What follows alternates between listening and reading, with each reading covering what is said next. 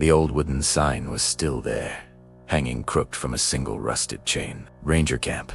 Where adventures begin read the faded sign, with letters that had lost their paint in several spots. Jake stopped the car at the muddy entrance and observed through the foggy windshield. It was fall of 2005, and the surrounding trees formed a golden and red tunnel leading to the heart of that forgotten place. Beside him in the passenger seat, Maya nervously fiddled with the digital camera they had bought, especially for this expedition. In the back seat, Marcus leafed through an old notebook full of newspaper clippings and handwritten notes. So this is it.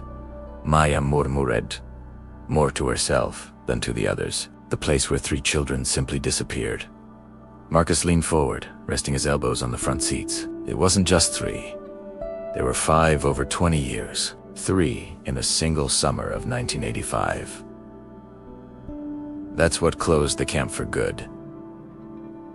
He pointed to one of the pages in the notebook. Luke, Airy. Luke. The last case was the camp counselor. In September of that year, they found his clothes stacked outside cabin 13, but the body never appeared. Jake turned off the engine. The silence that followed was heavy, interrupted only by the wind shaking the bare trees. Are you guys sure about this? There's still time to go back to town. Get a pizza and forget this madness. You were the one who suggested coming here, Maya reminded him, adjusting the camera strap around her neck. Said it would be perfect for our documentary project. Urban Legends of Arizona, remember? It was true. Jake had been the most enthusiastic when they found references to Ranger Camp on an obscure internet forum. The story was irresistible for 3 journalism students looking for something that would set them apart from their classmates. A summer camp abandoned for 20 years, with a series of unexplained disappearances and a cabin that, according to reports from hunters and occasional adventurers, kept its light on every night. Alone, without electricity, without explanation. They got out of the car and the October cold hit them immediately. Maya started filming, capturing the sign. The road covered with dead leaves, the first structures beginning to appear among the trees. The camp was bigger than they had imagined. There was a main dining hall with broken windows, a campfire area surrounded by rotting logs arranged in a circle, and then the cabins. There were 12 in all, lined up on each side of a central gravel path, overtaken by weeds. Wait, said Marcus, stopping abruptly. There are only 12. Maya lowered the camera. What? The cabins. 6 on each side. 12 total. Marcus walked to the middle of the path, turning slowly as he counted. But we're looking for number 13. Jake felt a chill run up his spine. Maybe it's in the back. Or maybe they demolished it after what happened. They explored meticulously. The cabins numbered 1 to 12 were all clearly marked, with metal plates nailed to the doors. Most were in ruins, with collapsed roofs, doors torn from their hinges, windows like toothless mouths. Evidence of improvised camping was visible in some circles of blackened stones where someone had made fires. Crushed beer cans, graffiti on the inner walls. It was Maya who found it. She had wandered away from the main path, following what appeared to be a secondary trail almost completely swallowed by vegetation. Guys! Her voice echoed among the trees. Come see this. Cabin 13 was hidden, isolated from the others by at least 50 meters of dense forest. Unlike the others, it was impeccably preserved. The wood looked solid. The door was intact. The windows covered by curtains that swayed gently in the wind, and above the door a shiny metal plate reflecting the late afternoon light. The number This doesn't make sense, Jake murmured, approaching slowly. This place has been abandoned for 20 years. How is this cabin in perfect condition? Marcus was already leafing through his notebook again. The reports mention this. They say the cabin maintains itself, as if time doesn't pass for it. He found the page he was looking for. Here. A hunter in 1992 said he tried to force the door, but gave up because he felt something watching from inside. A group of teenagers in 1998 camped nearby and swore they heard children's voices singing camp songs, coming from the cabin, even though it was empty. The light was beginning to fade. Long shadows stretched between the trees, and the temperature was dropping rapidly. Maya kept filming, capturing every detail of the mysterious cabin. Let's set up camp nearby, she suggested. Wait for nightfall. See if the light really comes on. Jake didn't like the idea, but that was exactly why they had come. They returned to the car to get the tents and supplies, working quickly to set up camp before it got completely dark. They chose a spot with a direct view of cabin 13, but keeping a respectful distance of at least 20 meters. When night finally fell over Ranger Camp, it was as if a black curtain had been pulled over the world. There was no light pollution in Flagstaff, no streetlights, nothing but the stars above and the small campfire they had lit. And then, exactly as the report said, it happened. A soft light began to glow through the curtains of cabin 13.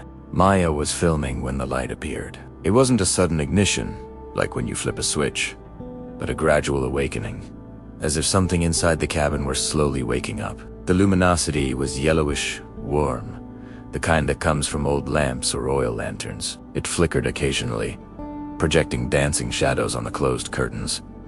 "Are you seeing this?" Maya whispered. Though there was no need to whisper. They were alone there, or at least that's what they thought. Marcus was already recording everything in his notebook, noting the exact time, the description of the light, the weather conditions. His journalistic training took over, transforming fear into protocol. 7:47 p.m. Yellowish light, medium intensity, irregular pulsation. No apparent power source, no audible sounds. Jake remained silent, his eyes fixed on the cabin. There was something deeply wrong with that scene. It was not just the physical impossibility of a light on in a building without electricity for 2 decades. It was the feeling emanating from that place.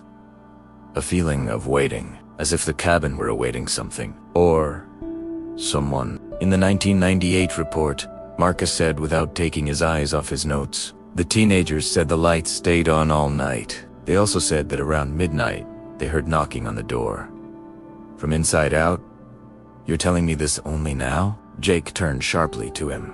I didn't want to influence our observations. Scientific method, remember. But yes, several reports mention knocking. Some say it's 3 strong knocks, as if someone were asking to get out. Others say it's a more complex pattern, almost like Morse code. Maya adjusted the camera zoom, trying to capture more details. I see movement in the curtains. Could just be shadows from the light, but it looks like someone's moving in there.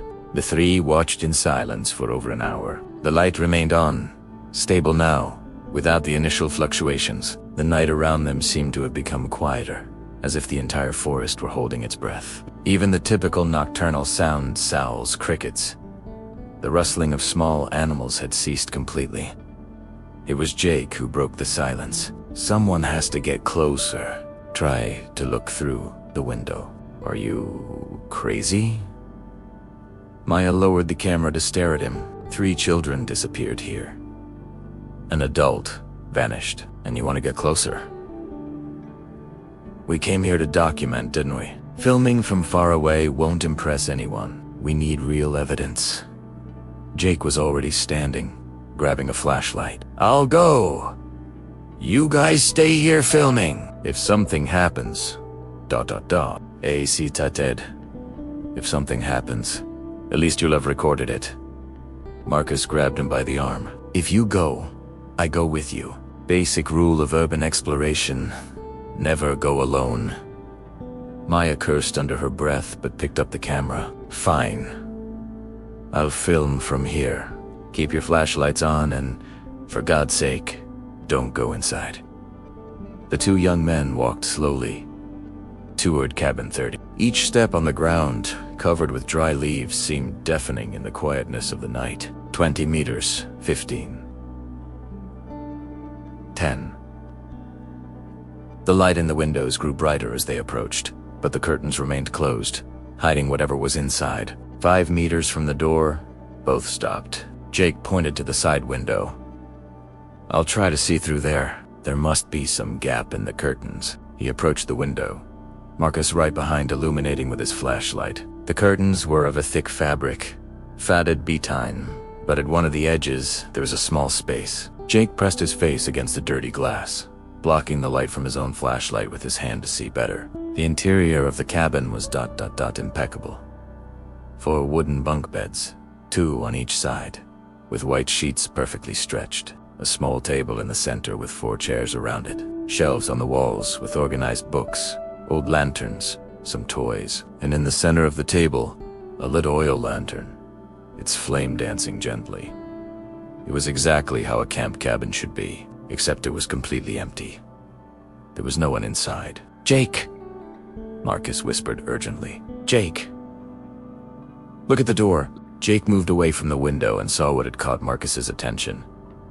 The doorknob was turning, slowly, deliberately, as if invisible hands were manipulating it from inside. The mechanism creaked slightly, a sound that seemed to cut through the night like a blade.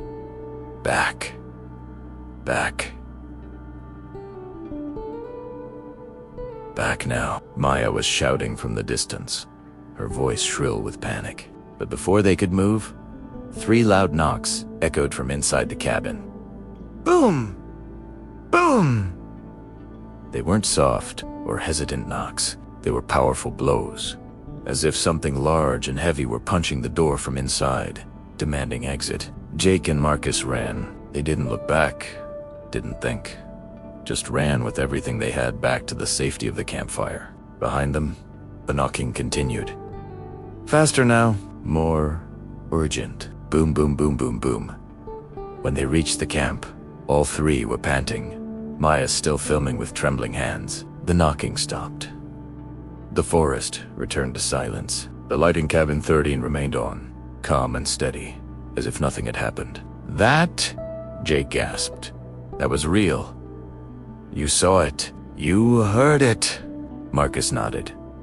Very pale in the firelight, the doorknob was turning by itself. "I saw it clearly, and the knocking, ... double quotes." He didn't need to finish. Maya was reviewing the footage on the camera's small screen. "I captured everything. Your approach to the doorknob ... way." She paused the video and zoomed in on a specific frame. "Look at this, when you guys were near the window, before the knocking." She turned the camera so they could see, in the frozen frame, through the window's reflection. It was possible to see something they hadn't noticed at the moment. A silhouette. Small.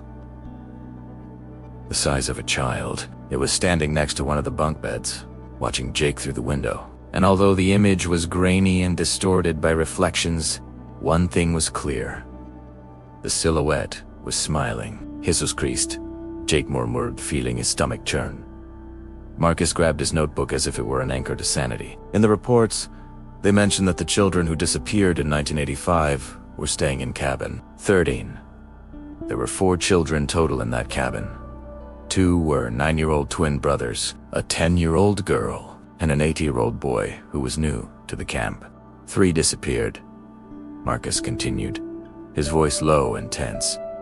But the 4th child, she was found wandering through the forest 3 days later, in a state of shock. Never spoke another word about what happened. Was institutionalized in Phoenix and ... He turned a few pages, died in 2003. Suicided. Night wore on and none of them could take their eyes off cabin 13. The light remained on, but now seemed to pulse in an almost imperceptible rhythm, like a beating heart. Maya had positioned the camera on a tripod, keeping it recording continuously. They would take turns keeping watch, but everyone knew no one would sleep that night. Around 11:30 p.m., something changed. The temperature dropped even more drastically, and their breath became visible in clouds of vapor. The cabin's light began to flicker erratically, and then they heard it. Voices. Low, distant, but unmistakable. Children singing, "Make new friends, but keep the old. One is silver and the other gold, ...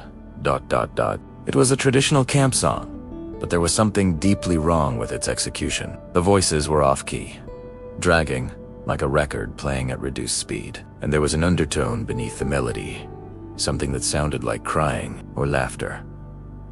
Or both. Maya was filming again, her hands surprisingly steady despite the visible terror on her face. "Are you hearing this? Please tell me you're hearing this." "We're hearing it," Jake confirmed, his own voice tense. "It's coming from the cabin."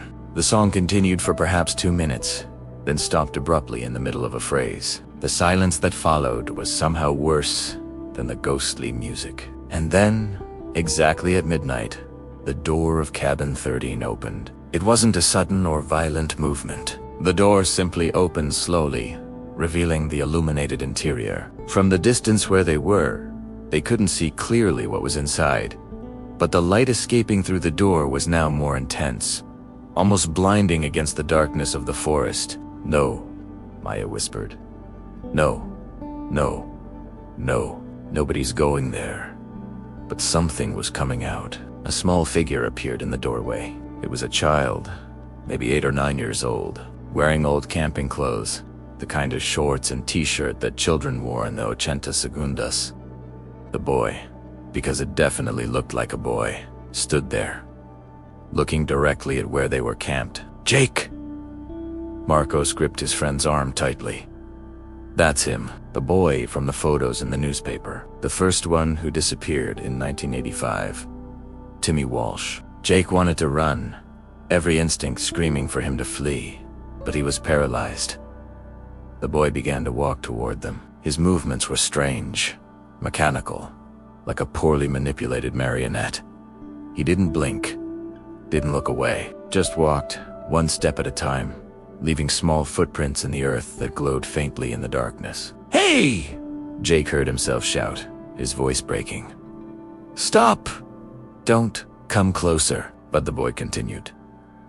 10 meters, 5 meters. Now they were close enough to see his face clearly in the firelight, and what they saw made them instinctively recoil. It wasn't really a face. It was an approximation of a face, like a poorly made mask. The eyes were too large, too round. The mouth was smiling, but the smile was too wide, extending beyond what would be anatomically possible. And his skin had a translucent quality, as if they could see the shadows of bones and muscles underneath. The creature that had once been Timmy Walsh stopped 3 meters from them. When it spoke, its voice was that of multiple children speaking in unison, overlapping in a discordant harmony. "You knocked on the door," it said. We knocked back. "Now you have to come play." Marcus was frantically leafing through his notebook, looking for something, anything that could help. The counselor who disappeared. He left a letter. Remember, it was in the police evidence, but leaked to the press. He found the page. He wrote, "The children didn't leave. They stayed.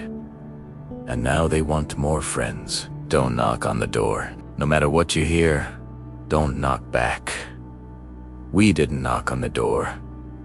Maya shouted at the creature.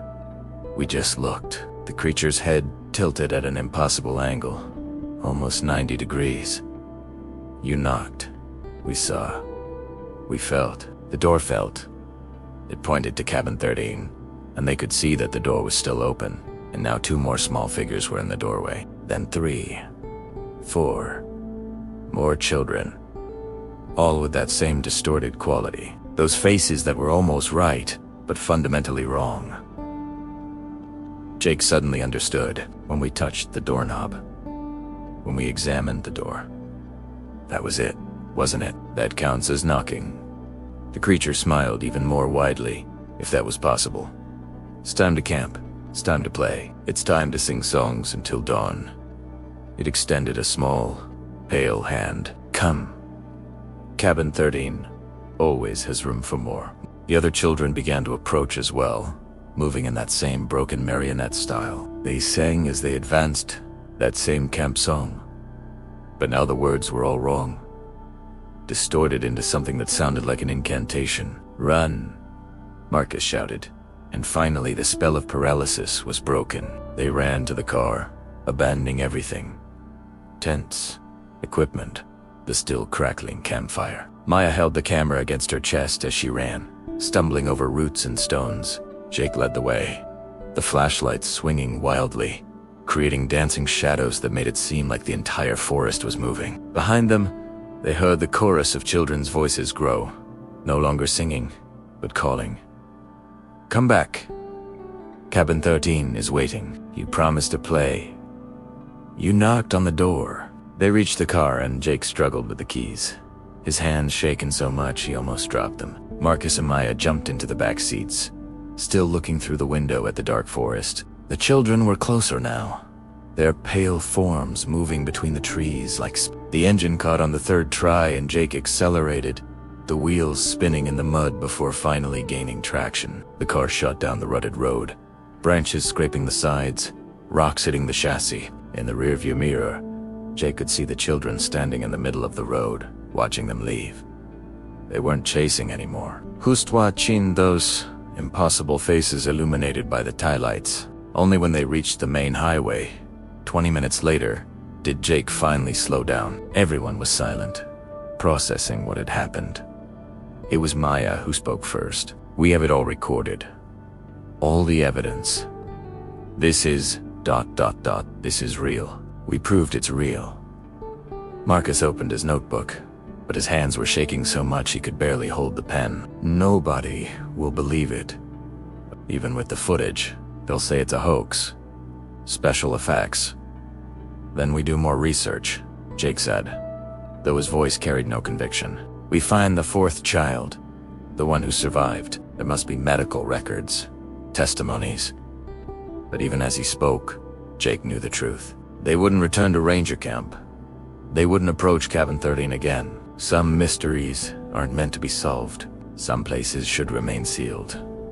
Their stories told only in whispers. In the following years, the camp would remain abandoned. Occasional hunters would still report seeing a light on in the forest. Groups of defiant teenagers would occasionally camp nearby, always leaving hurriedly the next morning, pale and refusing to talk about what they saw or heard. And Cabin 13 would remain there, waiting patiently for visitors foolish enough to knock on its door, to answer when it knocked back. Maya would keep the footage on a hard drive locked in a drawer. Marcus would burn his research notebook in a private ceremony 6 months later. And Jake would develop a deep phobia of lights on in windows at night, always wondering if there was something on the other side, watching, waiting, smiling that impossible smile. Because at Ranger Camp, somewhere in the forests of Flagstaff, the light of Cabin 13 still comes on every night. And if you're foolish enough to approach, foolish enough to touch that door, you'll discover that some camp games never end. They just gain new players.